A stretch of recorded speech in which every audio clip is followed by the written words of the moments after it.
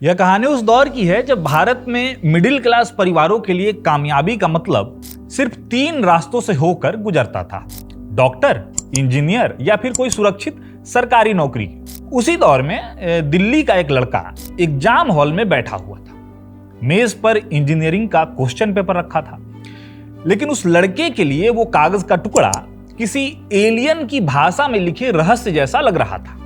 चारों तरफ पेन चलने की सरसराहट थी, पसीने की बूंदें माथे पर चमक रही थी और दिमाग पूरी तरह सुन्न था। तभी उस लड़के ने कुछ ऐसा किया जिसने वहां मौजूद इन्विजिलेटर के भी होश उड़ा दिए।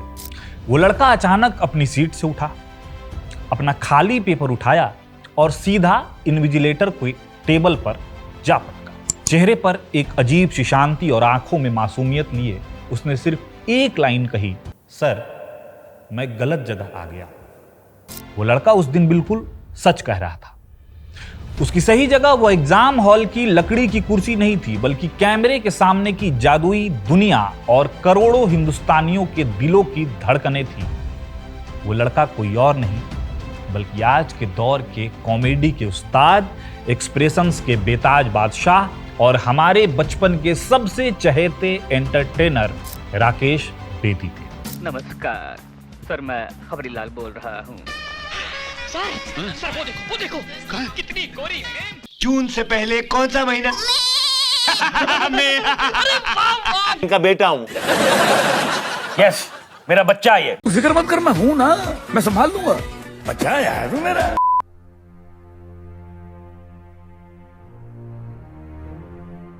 एग्जाम हॉल से भागने के बाद इंसान आमतौर पर घर जाता है, लेकिन राकेश बेदी ने सीधा टिकट कराया पुणे का। वो पहुंच गए film and television institute of India यानी FTII। ये वो दौर था जब एक्टिंग सीखी जाती थी, सिर्फ जिम जाकर 6 पैक एब्स नहीं बनाए जाते थे। अब राकेश की शक्ल कोई टिपिकल एंग्री यंग मैन वाली तो थी नहीं, ना ही वो किसी चॉकलेट बॉय के जैसे दिखते थे, लेकिन उनके पास था एक ऐसा हथियार जो गॉड गिफ्टेड था: नेचुरल कॉमिक टाइमिंग। स्ट्रगल के शुरुआती दिनों के बाद साल 1981 उनके करियर का टर्निंग पॉइंट साबित हुआ। महान निर्देशिका सई परांजपे की फिल्म आई चश्मे बद्दूर। इस फिल्म ने पूरे देश को पहली बार बताया कि बैचलर लाइफ और दोस्ती असल में कैसी होती है।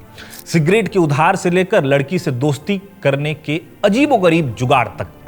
इस फिल्म में उमी का किरदार निभाकर राकेश बेदी रातों रात स्टार बन गए।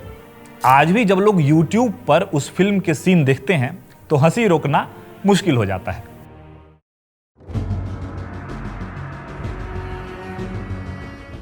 लेकिन इसी साल यानी 1981 में ही एक और फिल्म आती है जिसने राकेश बेदी के करियर की दिशा ही बदल दी। यह फिल्म थी के बालाचंदर की एक दूजे के लिए। कमल हासन और रति अग्निहोत्री की इस क्रॉस कल्चरल रोमांटिक ट्रेजेडी ने पूरे देश में तहलका मचा दिया था। इसमें राकेश बेदी ने चक्रवर्ती का किरदार निभाया था। फिल्म के एक बेहद मार्मिक दृश्य में चक्रवर्ती नायिका सपना से बात कर रहा होता है। सपना अपने प्रेमी बासु के लौटने का इंतजार कर रही है और अपने विरह को एक लंबी काली रात और अपने जीवन पर लगे ग्रहण के रूप में देखती है। चक्रवर्ती वहां एक शुभचिंतक बनकर खड़ा है, लेकिन उसकी आंखों में नियति की वो क्रूरता छिपी है जिसका अंदाजा दर्शकों को नहीं था। कहानी आगे बढ़ती है और यही चक्रवर्ती, जिसके भीतर हास्य भी था और एक छुपा हुआ विलन भी, एक ऐसी गलतफहमी पैदा करता है जिसकी वजह से बासु और सपना मौत को गले लगा लेती है। यह 80 के दशक का वो दौर था जिसे राकेश बेदी खुद फ्रेंजी कहते हैं। माने दर्शकों का सिनेमा से जुड़ाव इतना गहरा हो गया था कि वे रील और रियल लाइफ का अंतर भूल गए।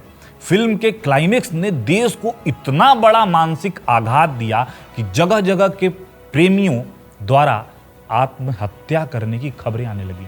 दर्शकों का गुस्सा सीधा राकेश बेदी पर फूटा। उन्हें देश भर से जान से मारने की धमकियां मिलने लगी। लोगों की मांग थी कि फिल्म का एंड बदला जाए और हीरो हीरोइन को मिलाया जाए। यह घटना इस बात का सबसे बड़ा सबूत है कि राकेश बेदी की एक्टिंग कितनी रियल थी कि लोग उन्हें बर्दाश्त नहीं कर पाए।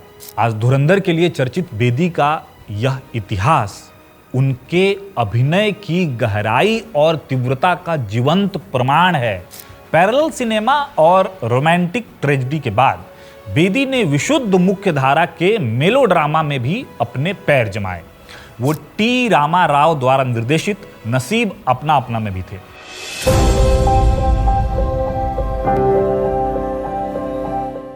अस्सी के दशक के मध्य तक भारत में टेलीविजन अभी अपनी शुरुआती अवस्था में थी। उस समय फिल्मी दुनिया में एक हायरार्की थी। माना जाता था कि जो फिल्मों में फ्लॉप हो जाते हैं वही टीवी का रुख अपनाते हैं।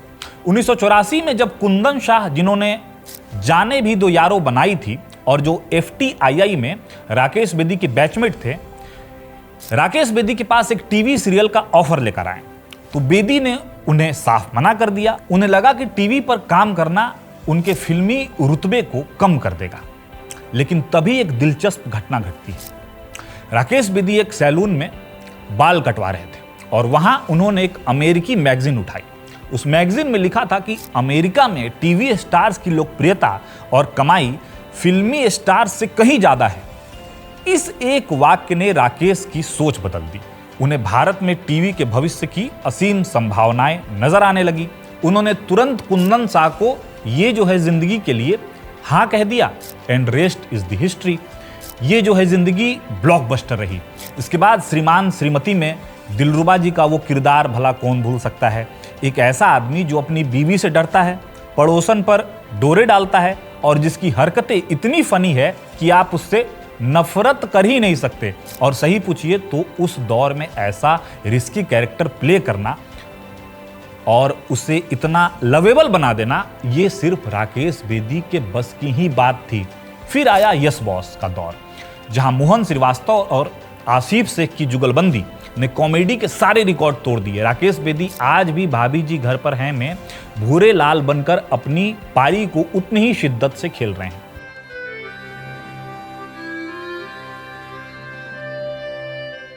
नब्बे के दशक में जब भारतीय सिनेमा लाउड एक्शन फिल्मों से भरा हुआ था, तब राजकुमार और नाना पाटेकर की फिल्म तिरंगा आई। उस भारी भरकम देशभक्ति वाली फिल्म में राकेश बेदी ने खबरी लाल बनकर जो कॉमिक रिलीफ दिया, उसके क्या ही कहने। वही खबरी लाल आजकल एक बार फिर से वायरल हो गया है। इसके आगे मैं नहीं बोलूंगा वरना आप कमेंट सेक्शन में मुझे जिंदा नहीं छोड़ेंगे। गोविंदा की कुली नंबर 1 हो या सनी देओल की गदर, राकेश बेदी हर उस फिल्म का अनिवार्य हिस्सा थे जहां हंसी की जरूरत थी। लेकिन बहुत कम लोग जानते हैं कि पर्दे पर हंसमुख तो किरदार की मांग के अनुसार बेवकूफ बनने वाला यह इंसान असल जिंदगी में थिएटर का एक बहुत सीरियस इंसान है।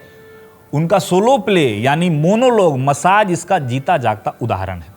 महान नाटककार विजय तेंदुलकर के इस नाटक में राकेश बेदी मंच पर अकेले होते हैं और पूरे 2 घंटे में 24 अलग अलग किरदार निभाते हैं। एक पंजाबी प्रोड्यूसर से लेकर चालाक बिहारी राजनेता तक, हर किरदार की आवाज और बॉडी लैंग्वेज इतनी अलग होती है कि दर्शक दंग रह जाते हैं।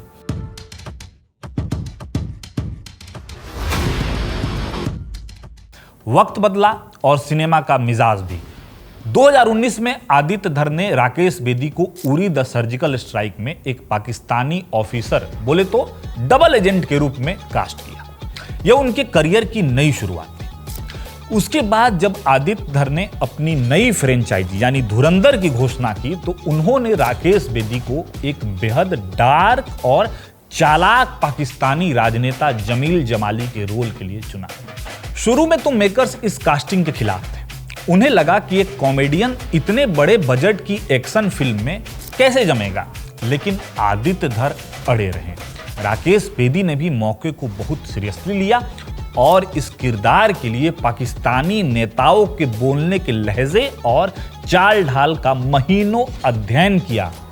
आज जब धुरंधर के दोनों पार्ट ने 2500 करोड़ का आंकड़ा पार कर लिया है और धीरे धीरे 3000 करोड़ की तरफ बढ़ रही है, तो जमील जमाली का किरदार सबसे ज्यादा सुर्खियों में है।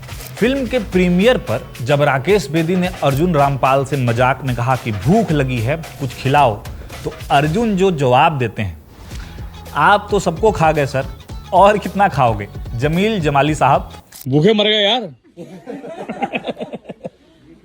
आप तो सबको खा गए सर।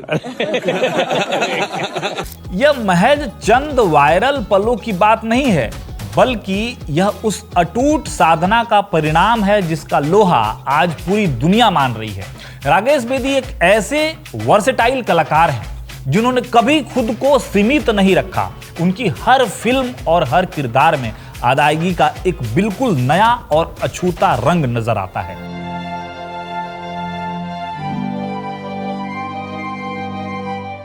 आज 71 साल की उम्र में भी राकेश बेदी उतने ही एक्टिव हैं। उनकी यात्रा हमें सिखाती है कि करियर की कोई एक फिक्स लाइन नहीं होती।